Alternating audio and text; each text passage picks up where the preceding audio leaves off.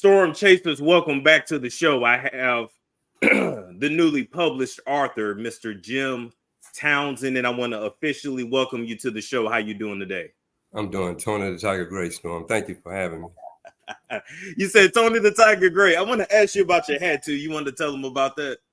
Oh yeah, my hat. I'm a hat person, but I wore this one especially for this time. And this is the first time I'm actually wearing it on set. Doing the interview. And the reason I'm wearing it is because I wore it in the halfway house. And, the bloggers have been stealing this shot of this hat ever since that's been, almost 7 years ago.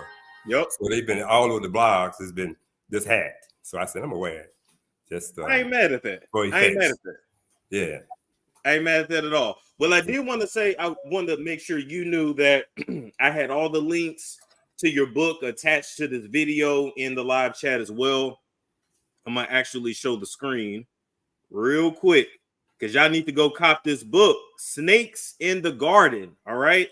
There you go. Snakes in the Garden. I'm going to have Mr. Townsend tell us why he named it that. I know why he named it that, especially after reading the book. It was literal. Okay. But you guys can actually hit the link in the live chat. So just literally look up, click that link. You can order the book. I ordered the ebook directly to my phone. I'm pretty sure it works if you have an Android as well as an iPhone, or you can order the hard copy. So either way, it was good. This is the first book of a trilogy, so I'm definitely excited for what's next. Mr. Townsend did a really good job of keeping a good pace in the book and being very descriptive. It felt like I was there with you, living your life with you. Good. Thank you. Hey, for those accolades. Hey, I got to give it up to you. So I'm gonna turn it over to you. You introduce yourself to the people. What do you want the folks to know about you? Well, initially when I started, basically I started writing the book in prison. And it was just, when you got time on your hand, you can do a lot of things in prison. You'll be amazed at what inmates can do in prison once they got that much idle time. So I started writing. I just sat down one day and I just started writing my story. I thought it would be intriguing, and I guess just myself skills as a writer, because I never wrote. You used to always take notes and stuff, but I never, of course, with a high school education, and I didn't think I could do it. But by the grace of God, I did it, and without having an editor or anything, I did it. So all that was you. All that was you. Oh yeah, all that was me. Wow. All that was me. You did a darn good job. You did a darn good job. I thank you. I've been getting a lot of good reviews, so I'm pleased with that. But yeah, as I had all that time, I just decided to just write my story. A lot of people think that I wrote this story. I want to say this and clear the air about that. Now, it was never written. A lot of people think I wrote it out of animosity, and I want people to know and understand that's not the case. But of course, that goes across the social media. Everybody get everything twisted. And that's why my book is titled Jimmy Townsend, Untold Story, right? So actually, I just wrote it because of time, and I just wanted to see, could I do it? And as I said, by the grace of God, I did it. But it was never about animosity or throwing anybody under the bus. People thought I was writing my book geared towards Marjorie, my ex-wife. Everybody knows now I'm married to Steve Harvey. But no, it was never about her. Of course, she played an intricate part in my life. So that was just part of my, autobiography and story. But your story was not about her. Can you also clear up? The rumors are out there? Is it true that she got your book snatched from Amazon the first time? Is that true? We'll see another rumor. And like I said, how social media do now, but it was going all across the internet that Steve Harvey and she was trying to block my book, but that hadn't happened as of yet, anyway. But it gets really intriguing in phase 2. Oh yeah, because it's just that's when I go back to Memphis, Tennessee. So exactly, it really get big in there. I'm gonna highlight this comment. They said, "Hey, he looks good. Get him, pops." He look like he about to hit the club. I ain't mad at him though. Yeah, y'all like my brim? Yeah, this is my halfway house brim. Hey, nah, that's what I call it. Well, I did want to say, Mr. Townsend, after reading your book, you have literally been through so much. Like, you know, I was reading it, I was like, wow, I don't really know how he's still standing. Like, because that was a lot for one person to go through. And so reading your book helped me to kind of understand my grandparents a little bit more. They're from Mississippi as well. Can you Oh, speak really? on your What part of Mississippi? What part of Mississippi? Sugarlock? Have you heard of it? No, it's probably like Ruleville, my hometown. That's where I was born. Real small town. Sugarlock is not that far from Meridian, Mississippi. Oh, I heard of Meridian. Yes. Never So been there, but yes, I've heard of it. okay. See, Okay. but you get the point. A real small town, dirt roads, like 16 kids in a 2-bedroom house. I still don't know how they did that, but they did. Yeah. But can you speak on your rural upbringing a little bit? Well, I was born in Mississippi, and in fact, I left there when I was about age 6. So actually my mostly upbringing was in Memphis, Tennessee. But yeah, as you read the book, I went through a lot of struggles, and we all got a story to tell, Storm. Some hardships, and mine was really a lot. As you read the book, you can see that I went through a lot from a physical and mental abusive perspective. Domestic violence in my household, and a very dysfunctional family. But so all through my life, basically, I couldn't do nothing but put band-aids on my hurts and pains. Just smiling faces tell lies. Yeah, I was hurting tremendously inside, but by the grace of God, and you're gonna hear me use that word God a lot, because I want you guys to know that truly my life has been changed. And so, yes, I had a lot of hurt and pain to life. But as you said just earlier, briefly, I'm still standing. Still standing. That's true. That's true. I mean, and we even said before the cameras actually cut on, like you should definitely look into making your life into a movie, because your life is a movie. I'll just put it that way. Y'all got to get the book, because the book is definitely good. Yeah. Before we go back on that, let's jump a little bit. I did want to ask you, I know why you named it this. I feel like I know, but can you explain to the people, why did you pick the title Snakes in the Garden? Okay, if we really look at life objectively, snakes, and then my concept really came from the Bible, because Satan was called a serpent and all like that in the Bible, and very deceptive and all like that. So in life, everybody has truly an ulterior motive in life. Think about it. If you really look at it objectively, we all, not including me now. And when I want people to know, when that title was Snakes in the Garden, I had snakeism in my life too. And if you really examine your life, you did too. So, but anyway, I said all that to say this. Yeah, the concept came from the Bible, and people we all have ulterior motives, whether good or bad. You see what I'm saying? So I really dealt with the ulterior motives of those that I was really good for and try to help, and their ulterior motives towards me was really bad. And as you read the book, you'll see what I'm talking about. Absolutely. I mean, I can even look back on, like you just said, I can look back on my life and I'm like, yeah, that was a snake. I thought I could trust him, but I didn't. You are somebody who has a really big heart. So how do you now, you don't want to change yourself, but you also want to make sure you don't get taken advantage of. So for the people out there with big hearts or that are empaths, what would you suggest for them? Well, let me say this too before I get to that point.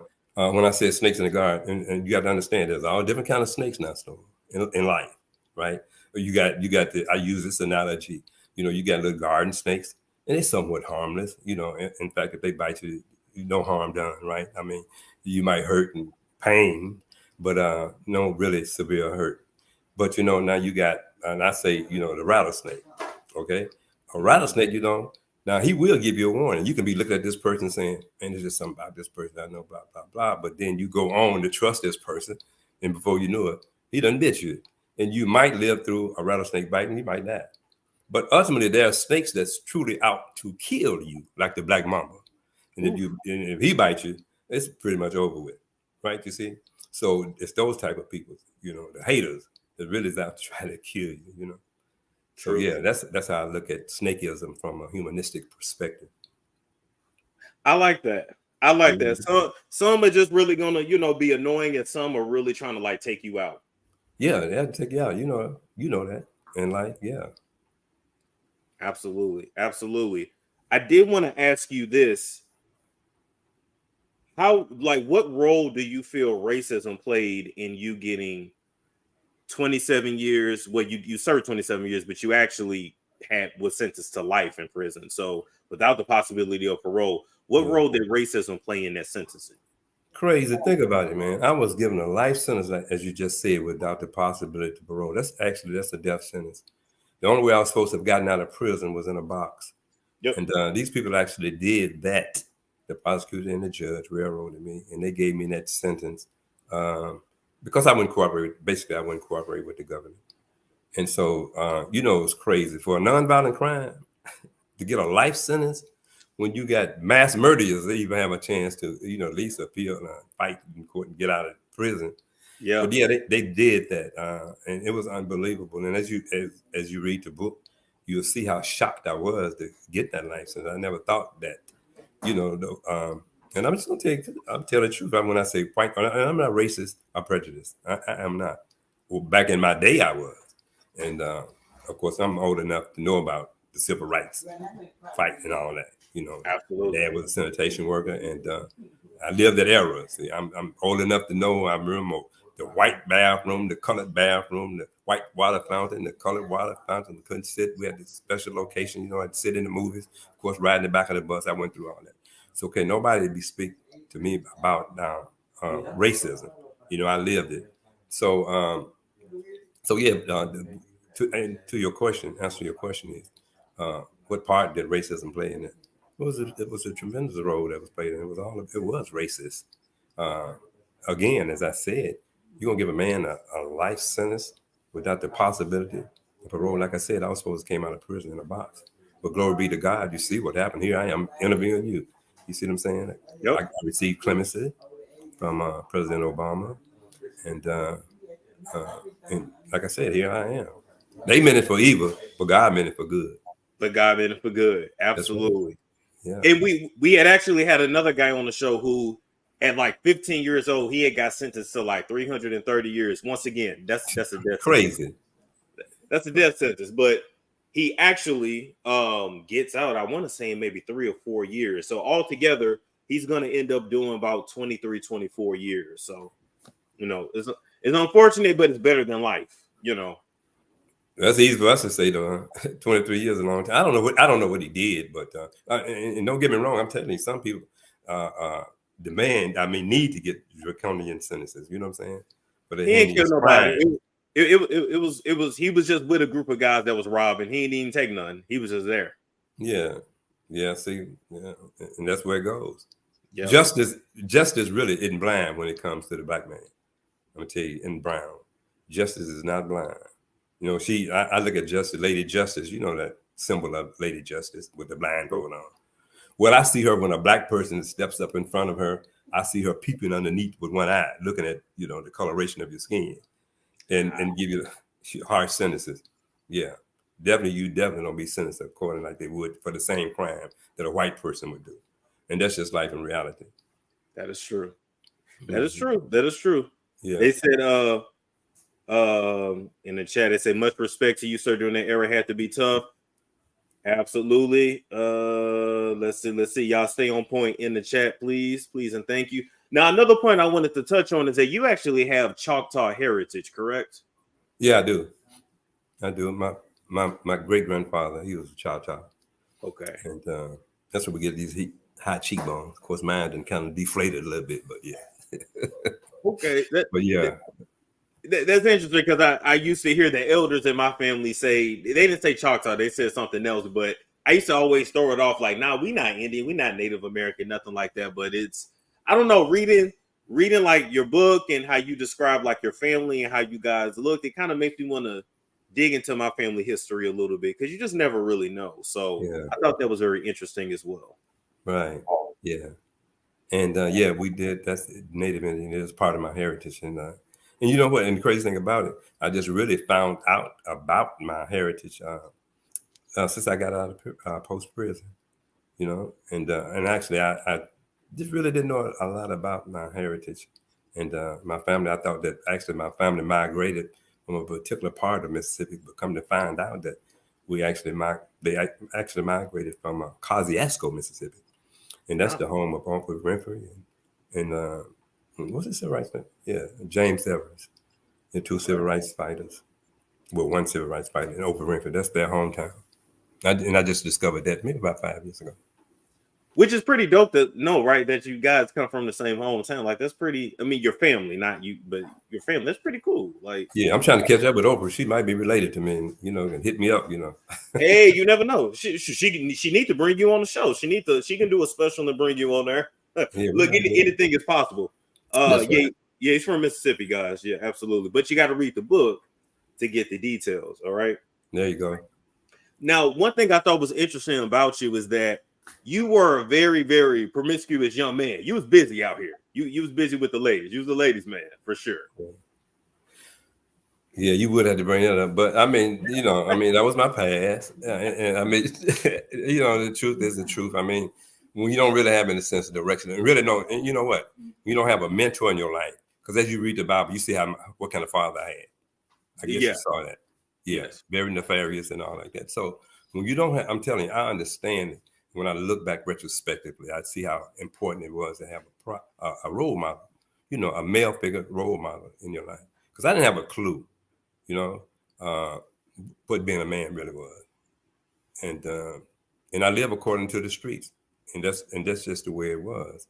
And anybody that was brought up in the streets, they can relate to what I'm saying is when you don't have a father figure in the house in the household, you're gonna have chaos. I'm telling you. Women sometimes they look out and raise a boy, but it takes a man to raise a boy. You see. Because it's just certain things that a woman cannot relate to that kid as a boy. So so we are, pretty much without telling you the whole gist of the story is we was pretty much raised by a woman, and but she couldn't control us, and we just ended up in streets, and one thing led to another, and up to 27 years in prison. So, and it happened, but I loved how honest you were in the book and how open you were about, because you could have skipped over that part. You could have just, you didn't have to tell us, but it was nice to see you be so open about everything that led up to that, those behaviors, and how you overcame it. It was just really nice to see you be that open. It was truly my goal to be transparent. And it's a lot of things just to bring, all the scars and bruises, let people see them. And I know a lot of people are gonna be kind of ticked off with me, especially in the second book, because it's getting real ugly. But it is what it is. And again, I'm not out trying to hurt nobody. You see, I'm just telling my story. And I think, and I tell people, I served 27 years in prison. I think I have that right to tell my story. I think you do too. As long as it's not about trying to hurt nobody or throw nobody on the bus, and it's not. And I just want to try to show the people my skills, that's my writing skills also, that God gifted me with that I didn't know I had. I agree. And by the way, we're gonna take a quick little break here to remind the people to hit the link in the chat. All right, to go get the book Snakes in the Garden. The link, the direct link, is actually in the chat as well as in the description box, and it'll be pinned in the first comment of the video. Tasha had a question. She said, what is your biggest regret other than trusting snakes? That's a good question. What's my biggest regret? My biggest regret really in life is that I didn't know God and have a relationship with God through Jesus Christ at an early age. Wow. See, that's my biggest regret. Point blank, period. Not having a relationship with Jesus Christ. Wow. Right.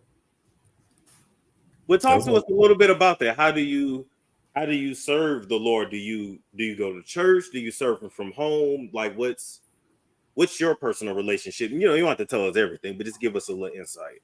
Yeah, very briefly. I don't have I truly have a relationship with the Lord Jesus Christ. And I'm telling you, when you look back over my life, there's 27 years in prison. Man, there was no way that I could have done that time with the joy. Listen to me now. With the joy and peace that I had during that time. Because I saw other inmates around me. I got saved as soon as pretty much within 4 months after I was in prison. I'm talking about saved, born again. So, and during those 27 years, I had a look at a lot of people, inmates around me, and see how they was dealing with life. I could have, without Christ, I could have came in and been living the same. No, I would have been doing the same thing they was doing, trying to make all those slick moves and, with the drugs and alcohol. Because, in prison, you can get anything you want. Trust me, sex, anything you want. All you got to do is have the money. And so, but then I saw how a lot of them was dealing with life in general, frustrated, want to fight, just didn't have no peace, doing everything, trying to do everything that they was doing in the streets before they came to prison. And so I know, man, and I know how I was. If I didn't have Christ in my life, I would have been making them same moves. You see? But yeah, I did. If anybody, let me say this here. If anybody had told me that before I went to prison, oh man, you can go through prison and do those 27 years with ease. Ain't gonna be about nothing. I would have told him, you're a lie. Ain't no way in the world I can do 27 years of my life in prison. Come on with some joy and peace. Got to be crazy. Yeah, trust me. Because even speaking with you, even seeing like how you carry yourself, I wouldn't know that you had been away for that long. Like I wouldn't, you don't look like what you've been through. That's what they used to say back in the day. You don't look like what you've been through. Yeah. You Christian or something? You said that well. I don't look like a hey, I don't look like what I've been through. That's right. And I don't. And that's the grace of God. I'm telling you, So I was he kept me, man. And see, can nobody, I don't care what you say, can nobody take me off that square. God gonna always be first in my life. Because when you read that book, man, I'm telling you, when you read that book to the end, you're gonna see, man, this man is supposed to have been dead. I don't know how he made it through this. Listen, I was reading the book like I don't know how he survived his father being shot at, constantly being beat. Like don't tell him all of it, Storm. I'm not gonna tell it all. But it was just like, oh my God, you was living with a madman. You was literally living with somebody that should have been committed. Like, yeah, you're right. Wow. And I was also thinking about, as I was reading the book, how tough it must have been for you to not only, we ain't gonna tell him everything, but to have had to deal with the kind of father you had and have his name too. Yeah, it's crazy, isn't it? And that's another story in itself. You see, most people don't know about Jimmy. That was one of the reasons I went allowed. Now my classmates in school, they call me Jim. Okay. But post that, everybody, I pretty much changed that's how I came up with Jimmy. Because I just didn't want to be a Jim. That's my dad's name, because I'm actually Jim Jr. So so that's how I came up with Jimmy. Jimmy Townsend instead of Jim Townsend. But now, since that, as you can see, I use it interchangeable. I now use Jim Townsend. And in fact, that's what my website, Jim L. Townsend. Jim L. Townsend. See, if you notice you're going to see a fluctuation between Jimmy and Jim. And that was the story behind that. I was catching on for sure. Now, just out of respect, I call you Mr. Townsend. That's just out of respect. But cool. I thought that was interesting as well. And what would you say to people? Let's skip forward a little bit. And shout out to Essie Berry. She's in the chat. What would you say to people? Yeah. I don't know if you saw her comment, but she said, God bless everyone in the chat. Shout out to Essie. Okay. What would you say to people who have been to jail, been to prison, and now they're trying to repair the relationships with their children, who are like maybe adults now, depending on how long they've been gone? What advice would you give them to start that healing process? You know what? I'm gonna say this, because like I said, that's the third book. That's what I was telling you. Initially, beginning, I'm talking about this guy. It's worse when I got out of prison. I'm talking about that for a relation perspective, because my mindset was, when I came out of prison, all I wanted to do, because I had missed all my kids' life growing up with most of them. Because even with the kids that I got by Marjorie, which are my youngest too. Jason is my youngest, and of course Morgan. But what really happened when I came out, man, it was delusional, because I just thought everything was going to be peaches and cream. But without telling about it, it was real ugly. It was real ugly. So really, to speak on that question, I really couldn't tell you how to do it. Only thing, listen, I surmise everything from this perspective. This is what I say. I just love those that let me love them, because I came out of loving hard trying to bond with my family. Okay. So even so, I've been out 6 years, and like I said, it's been real ugly in some phases of family relationships. So I've came to God has brought me to the point to where I can simply say, I just love those that let me love them. That's all you can do, and move on. You see. Okay. I hear you, and I understand that. And I think it's also important for people to know that you thought about your children every single day while you were in there. It's not like you just forgot about them. You had to deal with the circumstances. It it was what it was. So Oh no, of course I tried to, imprison them because that's all you really got. And then, when you're in prison, you really, even from a Christian perspective, being born again, being saved, you start, if you got any kind of sense, you start looking at things that you missed, things that was really unimportant to you that you really embraced as being important. But when you really look at it objectively, it wasn't all, you say, "Man, I did all that to get all this crazy time." Because during that time, with the war on drugs, they was giving away crazy sentences. I mean, I'm a perfect example for a yeah, nonviolent crime. yes. So yeah, it was um, it was real ugly. So, but anyway, through it all, here I am again. Throw it up. Here you are. Here you are. Yeah. Now on a bit of a positive note, I had got a question that was emailed to me. They said, make sure you ask Mr. Townsend this. We want to know. The people want to know, are you dating? Are you looking for love? What's your story? See, there you go. Say that again. I didn't get that. Say that. Are you dating or looking for love? What's your story? What's your I told you I'm a transparent person, right? And I ain't gonna lie to you. I ain't gonna lie to you. Being transparent, I just got out of a relationship that it just didn't work out. Sometimes things don't work out in life, and I guess what I was doing was moving too fast and see. But I am looking for that right young lady. Not necessarily young lady. I don't mean to say that's all I dealt with when I in my young years. But no, for that woman too that listen. I prayed for God to put that woman in my life. That first and foremost, love Him first, God first, right? And then will love me secondly. So I'm just what I'm doing now, just celibate, sitting down, and just waiting on God. Surely Okay. that's where I'm at right now. I like that. I like that because you want who God has for you. You're not trying to pick for yourself. So I got that. Yeah, because when I look back, I said objectively and look over my life, man, it was just ugly.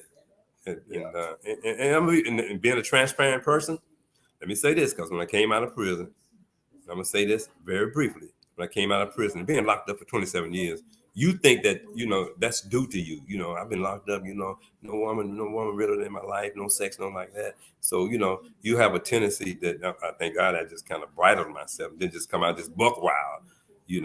True. Doing what I was doing before I went to prison before Christ. You see, but I ain't gonna lie, I broke some of the rules where God did say, abstain from sex outside of marriage. But that's where the enemy do. He trick you. You see what I'm saying? Are you married, Storm? Can I ask you a question? Yeah, absolutely. No, I'm not married. No, sir. Oh, okay. All right. Well, you need to get married. I've been hearing that a lot lately. Y'all. I'm just joking. Go ahead. No, I'm not joking. I'm serious. That's funny though. They gonna eat that up. They said in the chat, "Oh, you definitely nice looking." Cindy said he's definitely nice looking. For real, Cindy? Gray Fox? Yeah. Oh yeah. Sunflower said you're famous. I can't get to know you. I like to be low key. Mr. Townsend is low key. What you mean? What's she talking about famous? That's he said you're too famous. Famous. Oh man, I'm not famous at all, But Marjorie has put me on the map as far as. In fact, that's one of my media supporters. What she tells me, you famous. That's what she called me, famous. So, Rita Burton, yeah. But no, I'm not famous. But you know what, Marjorie, she is making me famous now. Because it's really all about her. People really want to know. I know, I understand and recognize and realize that it's only because don't nobody really know me. you know. But the people in Memphis pretty much are those cities that I was selling drugs in, you know. But don't nobody really know me. But I understand. I know Steve Harvey and Marjorie that's put me on the map and gave me this platform to be able to speak out. But they made a big mistake because they really did from the perspective of what they did in my life and what they did to me. But no, it's all about that. Like I said at the beginning, it's not about throwing anybody under the bus. I'm gonna tell the story and I'm gonna let people look at it objectively and see. You see what I'm saying? That what I'm simply saying is not about to hurt nobody. Right. But certain people gonna be called out, Storm. They are. Oh, I know. I know what's coming. I know it's and certain people out there. They're trying to maintain a squeaky clean image, and it's just like, well, your skeleton's not gonna stay in the closet. Yeah. Sorry, you know, because you took charges to make sure that certain people wouldn't go down, and I'm just gonna leave it at that. There you go. There you go.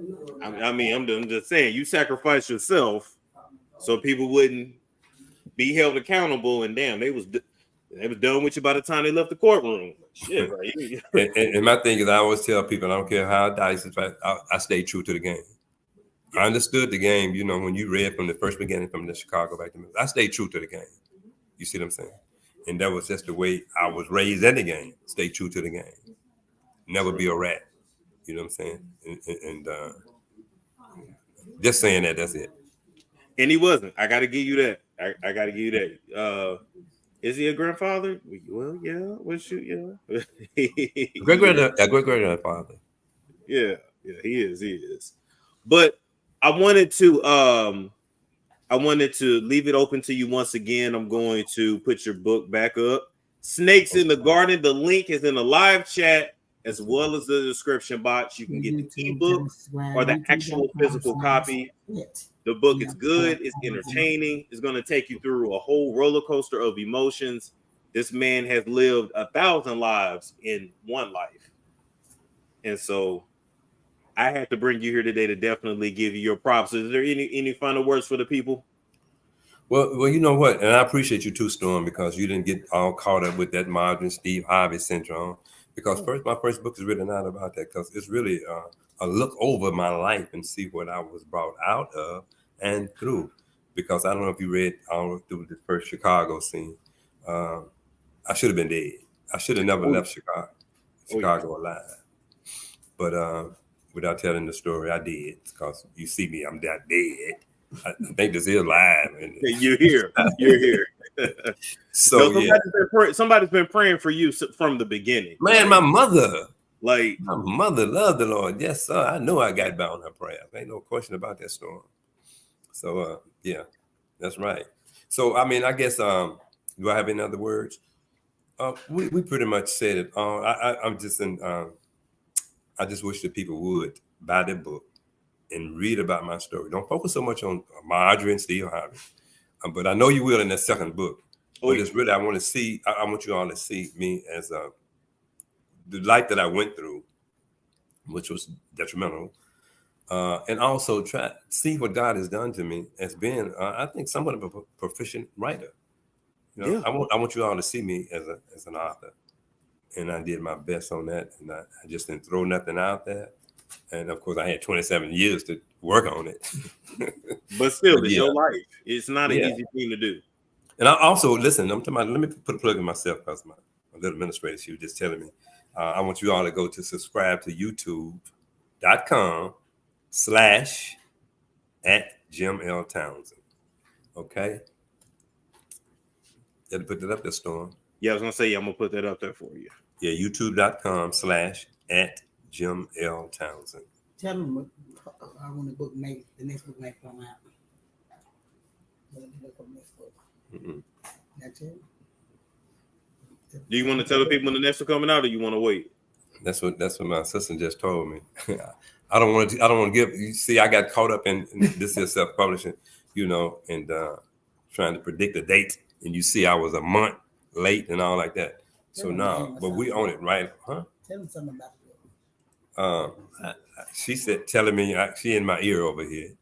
No, something about the book, but no. Well, we did. We've been touching on it without giving them too many of the stories, because the stories are good. Like, She hadn't been listening. I have been touching on the second book.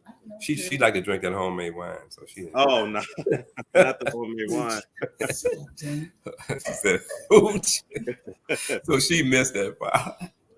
Yeah, but I did. But the only thing I can say, and again about the second book, because truly that's what everybody really waiting on.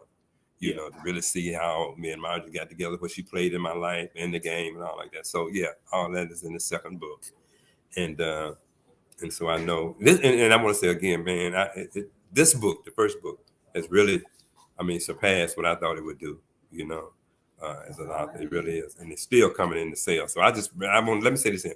I want to thank all of my pre-sale buyers because they really got me over the hump. Much love to y'all. Much love to y'all. I love y'all to the moon and back. And thanks again. Words can't convey how much I appreciate what you guys did for me. Hang with me. Thank you. Absolutely. Thank you, Mr. Townsend, for joining us. You enjoy your day, all right? Oh, thank you for having me, Storm. Peace out, brother. That's old school. That's old school. Take it easy now. All right. Thank you, man. Bye-bye. All right, guys. I wanted to bring Mr. Townsend here not only to discuss the book without giving y'all all the details, but just to give him a chance to talk about himself a little bit. You know, every time people interview him, they want to focus on Marjorie, they want to focus on Steve, but this man had a whole life way before Marjorie even came along. So I can't give it away, but it's going to be in the book. We got to come back and talk about Lil Tay died. We got an update on the whole Birmingham, Alabama fight. So we should be back in like an hour, half hour. Anyway, like, comment, subscribe, share if you care. I will catch you guys in a bit.